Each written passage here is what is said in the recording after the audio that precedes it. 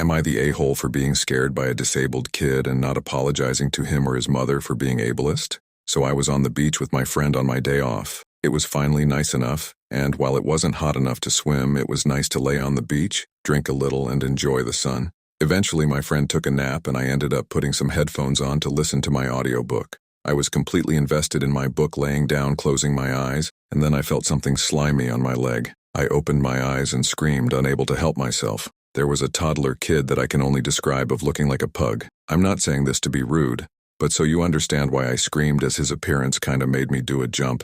This poor kid's eyes looked like they were bulging out of his head, and he was breathing like it took so much effort out of him. Then, after I looked in his face, I looked at his hand on my thigh that had slimy boogers he was essentially smearing on me. My friend woke up, and when she saw who I saw, she let out a yelp too. Then this kid's mother decided to storm up to us, yelling that we are insensitive people who were ableist and had no tolerance for disabled kids.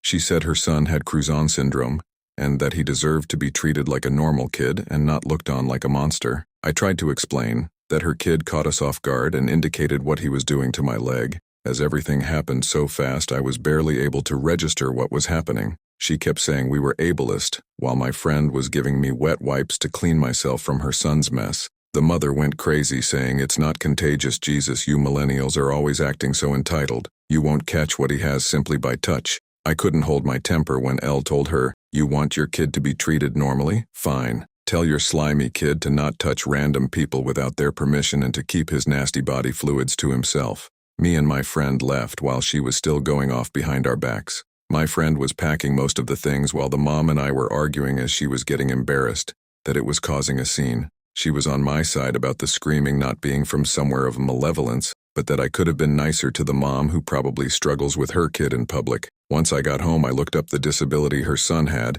and felt bad for the kid, as none of it was his fault. Now I feel like the a-hole.